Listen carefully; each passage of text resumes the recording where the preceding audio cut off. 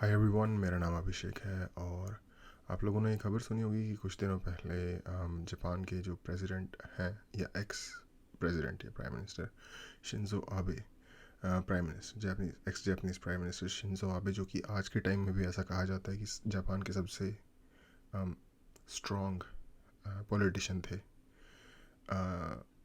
उनका असैसिनेशन हो गया। और क्योंकि ऐसा कहा जा रहा है कि वो इंडिया के बहुत अच्छे फ्रेंड थे। आपने अक्सर देखा होगा कि वो इंडिया की विज़िट पे आते रहते थे। पीएम मोदी के साथ उनके बहुत क्लोज़ अंडरस्टैंडिंग वाले संबंध थे और काफ़ी लोगों ने इसमें काफ़ी सैडनेस जताई है।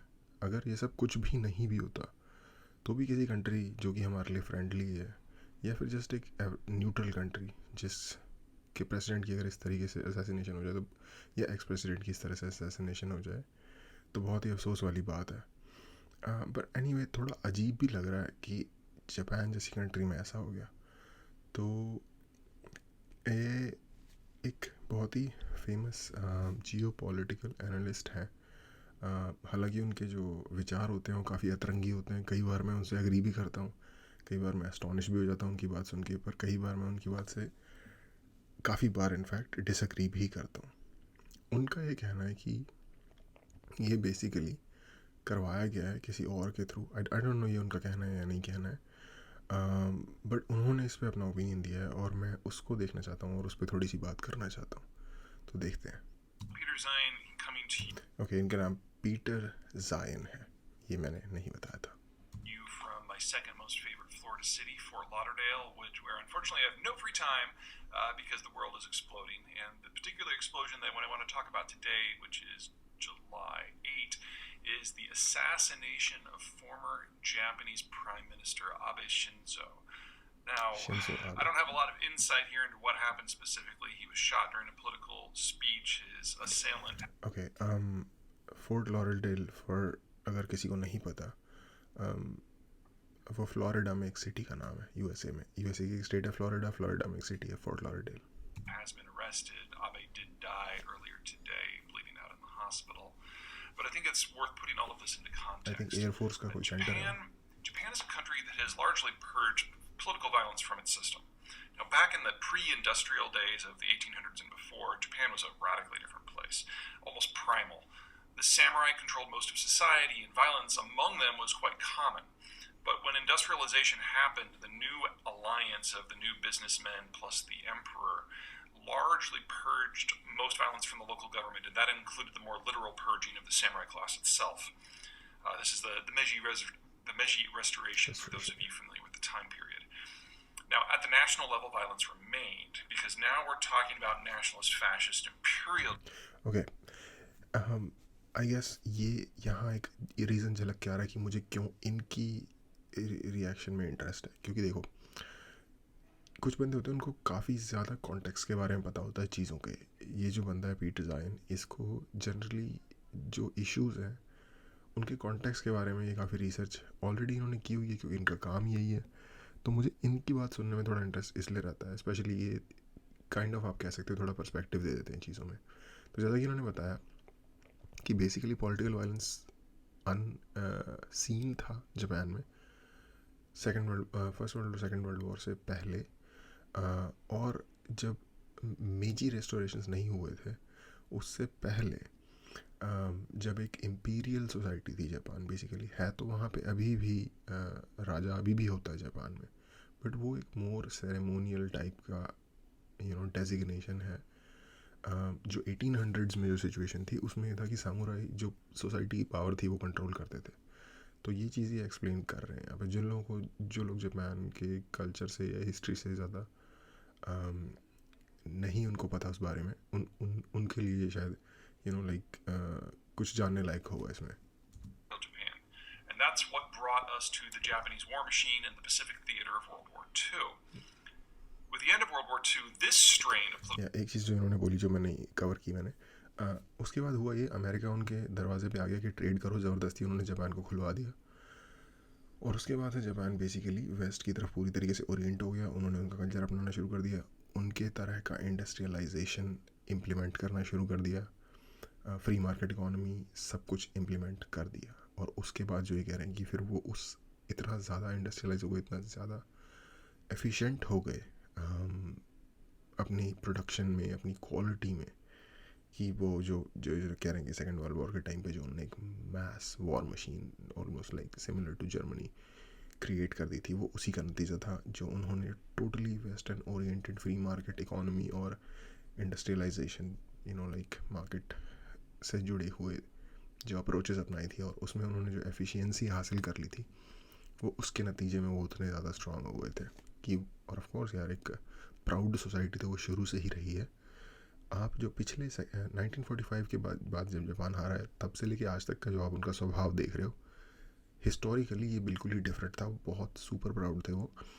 ये जो आपको स्वभाव देखने को मिल रहा है, ये एक तरीके का जर्मनी और जापान दोनों में एक कॉमन चीज़ है कि उनके अंदर एक ये भावना है कि हमने कुछ ज़्यादा ही लेवल पे वायलेंस मचा दिया था। हम वायलेंस की अपनी रेज में पागल हो गए थे। हमें सही और गलत का फ़र्क दिखना मुश्किल हो गया था। तो ये एक गिल्ट वाला माइंड सेट दिखेगा आपको दोनों कंट्रीज़ में, ये उसका नतीजा है। अदरवाइज़ ये लोग बहुत ही ज़्यादा ब्रूटल थे, जैसा कि उन्होंने कहा ऑलमोस्ट प्राइमल। प्राइमल का मतलब होता है जो केवमैन के लेवल का जो वायलेंस होता है, उसको प्राइमल कहते हैं। Political violence was largely purged as well. Weapons became very difficult to get a hold of at all. In fact, in all of calendar year 2021, Japan had one gun-related death. Last week, the United States had 220. So having somebody walk up to a podium with a gun is just not something that happens. So that's the backdrop of the current moment. I want to focus on इसकी बात करता है कि ये बंदा perspective बहुत अच्छा दे देता है। बाय द वे कि जो गन है वो एक तरीका का कॉन्ट्राबैंड गन थी। कॉन्ट्राबैंड, कॉन्ट्रासेप्शन क्या कहेंगे उन्हें, कॉन्ट्रासेप्शन तो नहीं, एक तरीके का जुगाड़ बनाया हुआ था। Two things for today. First of all, for those of you who are more conspiracy minded, let's get you noodling over something tangentially pointing in the right direction. So Japan's ruling Liberal Democratic Party, of which Abe is a member and served as prime minister for, is not a normal center-right party in the way that we think of maybe the Republicans or the French nationalists or something like that. It's linked to the survivors and the successors of Imperial Japan. Their roots are firmly fascist, and you don't have to go back. Wow, this hair is out of control. You don't have to go back too far to find some sketchy stuff going on in interior Japanese politics. Specifically to the Abe family, they're certainly not violence-free. It may have fallen from conventional memory, but Abe's maternal grandfather, also with the LDP, was also the target of an assassination back in the 1960s. So, those of you who like to make conspiracies, why don't you run with that? Second, some broader cultural... Okay. तो इनका कहना है कि जो Shinzo Abe थे, उनके जो नाना थे, ये बेसिकली इनका कहना है कि ये उस बैकग्राउंड से आ रहे हैं जो कि इम्पीरियल जापान, जो कि बेसिकली अगर आपको इसको बहुत सिंपल वर्ड में बताया जाए तो जो राजशाही थी जो जापान में, जो अभी भी है सेरेमोनियली, उनके जो पैरोकार थे, जो उनको सपोर्ट करने वाले थे, जो उनके लॉयलिस्ट जिनको कहा जाएगा, वो थे। उनकी लीनिएज में से आ रही है ये पार्टी, जिसके लीडर थे शिंजो आबे। और ये लोग फैमिलियल तौर पे, यानी कि इनके नाना को भी असैसिनेट किया गया था। तो आई डोंट नो, इसका मुझे पूरा पर्सपेक्टिव नहीं पता, बट मुझे लगता है कि सेकेंड वर्ल्ड वॉर की जो जापान के द्वारा क्रिएट किए गए जो काम थे, कमिट किए गए जो अट्रॉसिटीज़ थी, और जो पूरा का पूरा जो वॉर एफर्ट था, वो बेसिकली इस हर कंट्री में राइट और लेफ़्ट होता है, आपको पता होगा। तो जो जापान का जो इम्पीरियल सिस्टम है या लोग हैं, लॉयलिस्ट हैं, वो डेफिनेटली राइट कंसीडर किए जाएंगे वहाँ के, और उन्हीं लोगों ने ये सारा वॉर प्रोग्राम बेसिकली पुश किया था। तो डेफिनेटली वहाँ पे लेफ़्ट की सोच के लोग भी होंगे जो अग्री नहीं करते होंगे। तो शायद जो बात बन के आ रही है वो ये है कि उस फील्ड के, यानी कि उस माइंडसेट के लोगों में से किसी बंदे ने इस चीज़ से इतना ज़्यादा डिसएग्री करा, और आज के टाइम में क्योंकि अगेन जापान अपने आप को रीआर्म कर रहा है, और वो पूरी की पूरी सोच शिंजो आबे की है, बेसिकली जो क्वाड को पूरा बाइंड किया था, या उन्होंने खुद से किया था, उनका ब्रेन चाइल्ड था बेसिकली। और उस साइड के जो लोग हैं जापान में, वो इसे जब देख रहे हैं तो उन्हें लग रहा है कि यार हम पुराने वाले imperial Japan, second world war से पहले वाले अपने लाइक एक अटैकिंग मोड में जा रहे हैं जो कि सही नहीं है, और उस सोच से प्रेरित होके लाइक ये अटैम्प्ट किया गया, आई मीन ये असैसिनेशन किया गया. Context. Now, I am just speculating because we don't know anything about the assassin at this moment, but Japan Exactly. does not, as a rule, embrace change.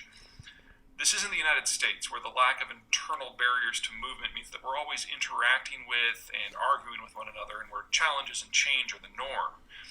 Instead, Japan is a series of mountainous islands, with at best weak connections among the population centers.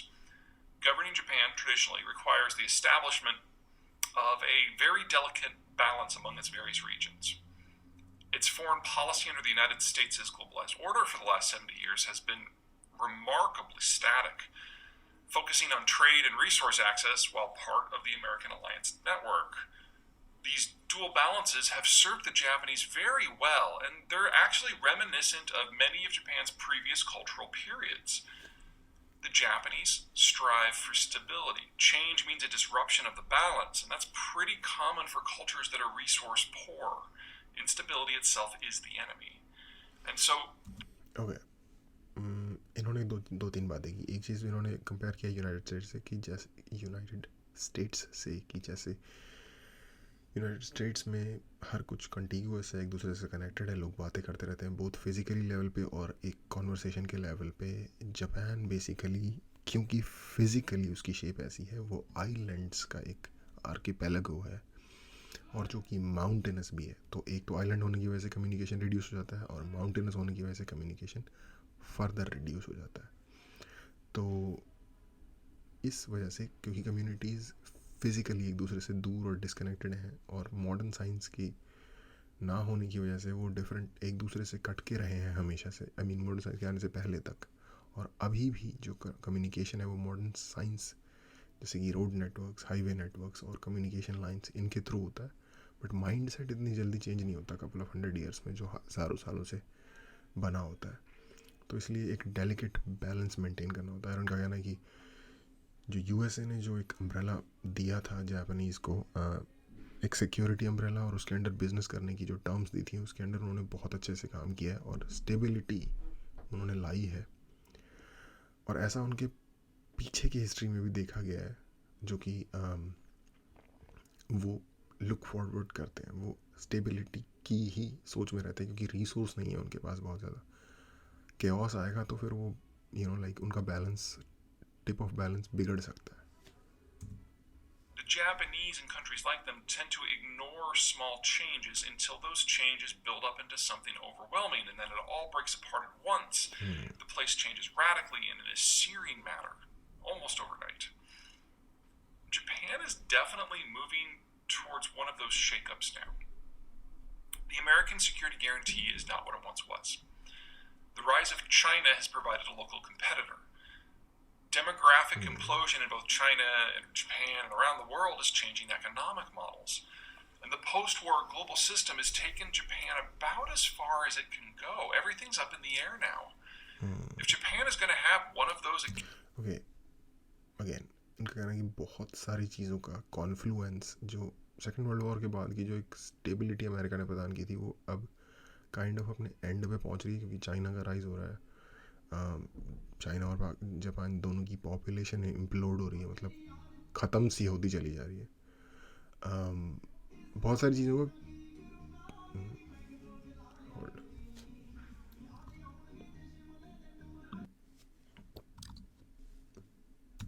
occasional cultural shakeouts, now is about the time that you would expect it to happen, which suggests that things are about to get very real. The assassination itself, while obviously not great, is likely not the real problem and just a symptom of a broader societal shift. The last time the Japanese had one, it didn't end until the nuclear destruction of Hiroshima and Nagasaki. The time before that, it required the physical liquidation of the samurai as a class. When China... Okay. जो इन्होंने first example दिया वो ये था कि जब second world war and हुआ था, 2 बम गिरा थे हिरोशिमा और नागासाकी पे.